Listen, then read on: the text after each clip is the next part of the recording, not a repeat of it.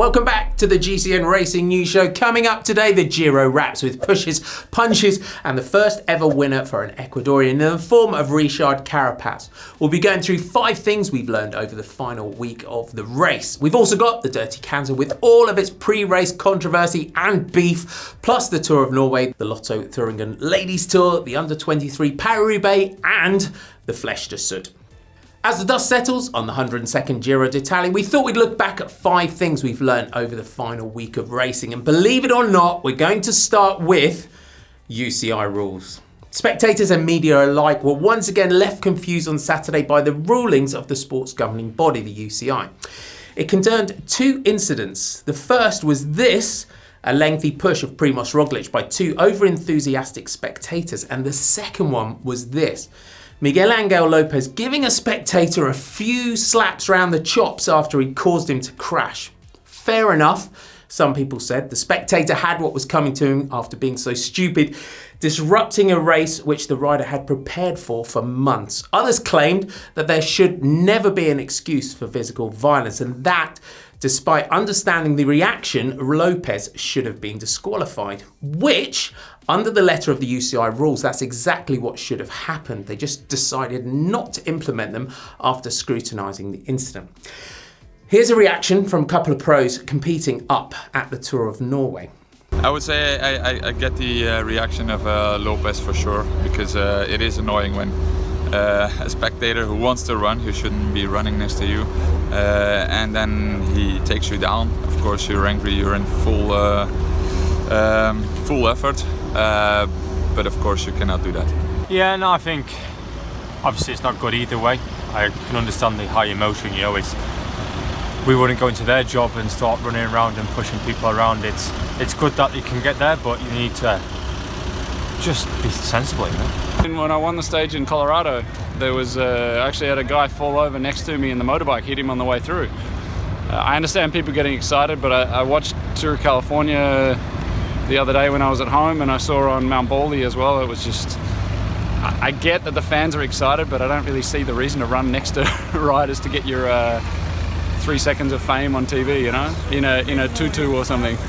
On the other hand, Primož Roglič was handed a 10-second penalty for an uninvited push, one which could have cost him his place on the final podium. Again, that's what the UCI rules state, but it appears that they only implement them when they want to. Now, this too divided opinion. Some question how on earth could a rider get punished for something out of their control, while others, including me in fact, felt that Roglič should have at least made some kind of gesture to suggest that he didn't want to be pushed, even if he did. Otherwise, you could put out a whole army of fans on the steepest climbs just to give you a handy push at the right time. Regardless of your own opinion, I think that all we want is for the UCI to apply their own rules and to apply them consistently and evenly. I mean, even as someone who's been in the sport for years, I get confused by them, let alone somebody that's just started watching. Also, as always, we'd love to hear your thoughts on both incidents in the comments section below, and you can also take the poll that's on the screen to give your opinion on Lopez. Richard Carapaz was a surprise winner for many this year, but in hindsight, he shouldn't have been. Primož Roglič. Vincenzo Nibali. Simon Yates. Vincenzo Nibali. Vincenzo Nibali. Superman Lopez. Simon Yates. Success rate 0. One of us should have picked him up though. He was 4th last year in his first outing, including a stage win. That's a pretty good indication of future success, as was the fact that he and Landa dominated the Asturias race just 1 week before the Giro. Regardless of whether or not he should have been under the radar, doesn't really matter. He's well and truly on it now, having dominated in the mountains, in which he never once looked in trouble. In fact, the only time he set a foot wrong was when he got caught behind a crash on stage 3, losing 46 seconds. In the same way that Greg LeMond and Lance Armstrong put cycling on the map in America, Wiggins and Cavendish in the UK, Carapaz will now do the same in Ecuador. The government even put the last stage on free-to-view national TV so that the whole country could celebrate together. His win will put cycling on the map in his home country of Ecuador and will inspire a whole generation of new cyclists and racers. We're becoming used to Colombians wreaking havoc in the mountains of Grand Tours, but expect in a few years' time to see a few more Ecuadorians too. From the moment the Giro route was announced last October, we knew it was going to be backloaded, i.e. easier in the first half than a standard Giro, building up to a brutal final week. The aim, presumably, being to leave us all in suspense until the final moment. However, I don't think I'll be alone in saying that it didn't really work. Now, in some ways, that wasn't really the organisers' fault. Strongest rider on the strongest team went into the race lead with a week to go, and he never even looked close to cracking. They were also forced to remove this year's highest point, the behaviour, due to the threat of avalanches.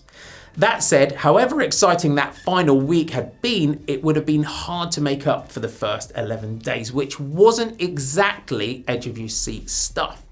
It's in stark contrast to what we normally expect from the Giro route, which throws up surprises with its route. That in turn often produces surprises and shocks in the race itself too.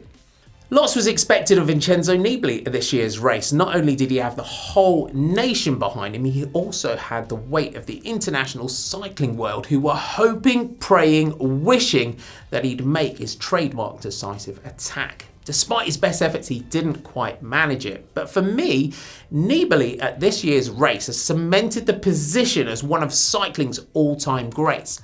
The consistency is shown over the Grand Tours in the last 12 years is nothing short of remarkable. 21 Grand Tours, 4 wins, and now 11 times on the podium, which puts him in equal 5th in the all-time greats list with Chris Froome, according to Fleche du Roubaix on Twitter. Whenever you think you can write him off, he comes back with a bit and shows you what he's got. The timing of his form, his tenacity on the bike, and the fact that he's also won Milan-San Remo and Il Lombardia make him one of the best riders ever, in my opinion.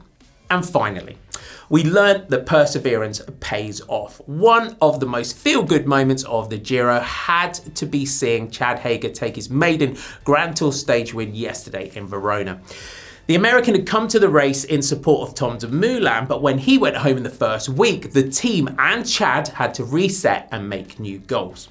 For Chad, that meant the time trials. Most eyes were on Campenaerts and Roglic for the win, but Hager meticulously planned his race and pulled off the time trial of his life to take the win. Seeing his emotion as he realised what he'd done was enough to make everyone else emotional too. It's always great to see the good guys have their day, and that is exactly what happened yesterday. And so, to wrap up our coverage of this year's Giro, I shall leave you with Chat's final Giro oversimplified tweet. Stage 21, this guy was left speechless and in tears when he became today's top guy, and the top guy became the top guy.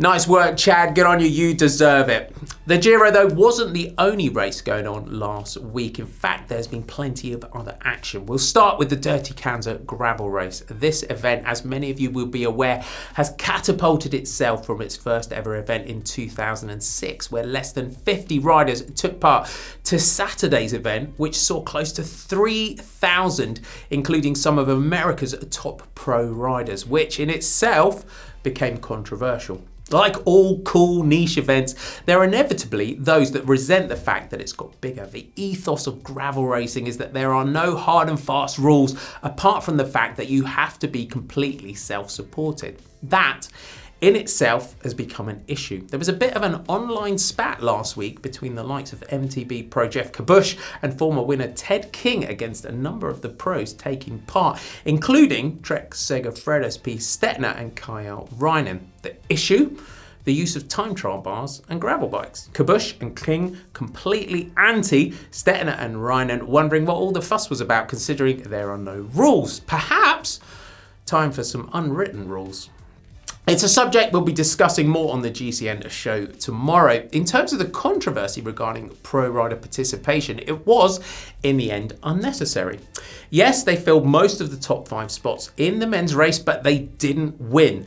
That accolade went to Colin Strickland, a double winner of the World Gravel Bike Championships. Don't worry, if you don't know that existed, neither did we. He came home though 3 minutes ahead of Stettner, who'd controversially taken a Twizzler at the 185 mile mark. Again, more on that tomorrow. It was an impressive ride by Strickland, who became the first rider to complete the event in under 10 hours and at an average speed of over 20 miles an hour. In the women's event, there was far less controversy. 26-year-old Amity Rockwell of Eastern Overland got the better of Alison Tetrick in the closing 25 miles, finishing the event in just a few seconds short of 12 hours. We also had the Tour of Norway last week. Most of the 6 stages ended up in a bunch sprint, which makes it all the more surprising that we had 6 different stage winners. Case Bowl kicked things off on the opening day with a win for Team Sunweb, whilst the following day it was the turn of young Colombian Jose Alvaro Hodge.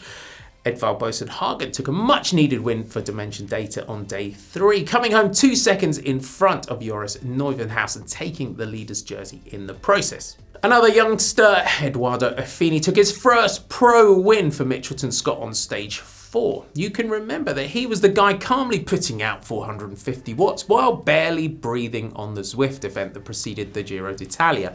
Definitely a name to watch over the next few years. The remainder of the race, though, turned into a ding-dong battle between Boasson Hagen and fellow Norwegian Alexander Kristoff, who, in winning stage 5, had gone into the lead by a single second. On the final stage, despite a late attack by Edvald Boasson Hagen, Kristoff came home in 3rd behind Christopher Halvorsen. He'd done enough to secure the overall victory in his home race.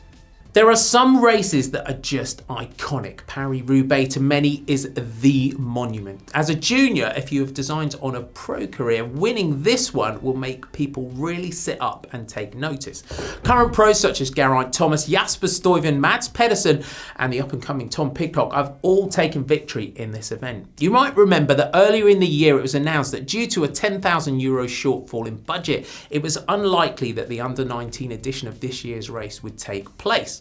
Trek Segafredo's John Degenkolb stepped into the void and kickstarted a GoFundMe campaign with a €2,500 donation from himself. It quickly gathered momentum, and along with the likes of Michael Rogers, Heinrich Hausler, Rick Zabel and 300 others, the race was saved. Degenkolb, of course, has a special place in Roubaix history, taking the pro version in 2015, but also who will ever forget his emotional Stage 9 victory in the 2018 Tour de France into Roubaix. Benefiting from that was Heide van Veenendaal, who took victory ahead of Hugo Tourmire and Lars Boven. In the under-23 version, Tom Pidcock again showed his class and development, taking his 2nd victory over the cobblestones. Like his older contemporary in cross Mathieu van der Poel, who many tip as a future winner of the Hell of the North, could Pidcock become the first rider to win all 3? Time will tell. The Lotto Thuringen Ladies Tour in Germany is one of the most important and prestigious stage races on the calendar. Now in its 32nd year, it also kicks off a busy couple of months that also includes the Women's Tour in Great Britain, which starts next Monday, and the Giro Rosa in July. Watch out for that one on GCN Racing. Despite not winning a stage, consistency rewarded Catherine Hammers of the win. She'd gone into the lead on the 2nd day, and with the help of her WNT pro cycling team, defended it all the way to the finish on the final day in Altenburg. The race also saw the continuation of an incredible season for Marta Bastianelli, who, in winning stage 2, claimed her 7th win of the season so far. There was also a win for Ellen van Dijk of Team Sunweb in the individual time trial on the penultimate day, a high that was closely followed by a low as it emerged that her team bike had been stolen from the bike room at the team hotel on the evening of the final stage. If you see it, I'm sure she and Trek Segafredo would love to hear from you.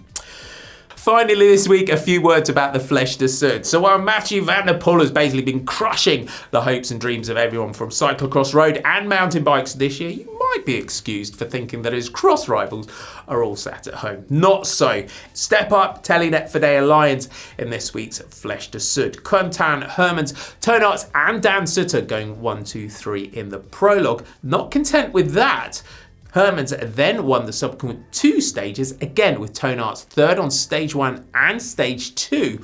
Great to see these guys on great form, and it certainly bodes well for the winter. Right, that's all for this week. Things quieten down a little bit temporarily, but next week we'll be back with the opening stage of Criterium de Dauphiné, the Grand Prix Lugano, and the Tour of Luxembourg. Speaking of which, we'll have daily highlights of the Dauphiné over on our Facebook page, so make sure you head over there and see how Froome, Quintana, Porte, Pinot and Bardet are all getting on with their preparation for the Tour de France. In the meantime, if you'd like to see how hard cycling was in a bygone era, you can see how Ollie got on up the Croce Downer with a vintage bike and kit by clicking down here. Have a great week. From me, Marty. I'll see you soon. Bye for now.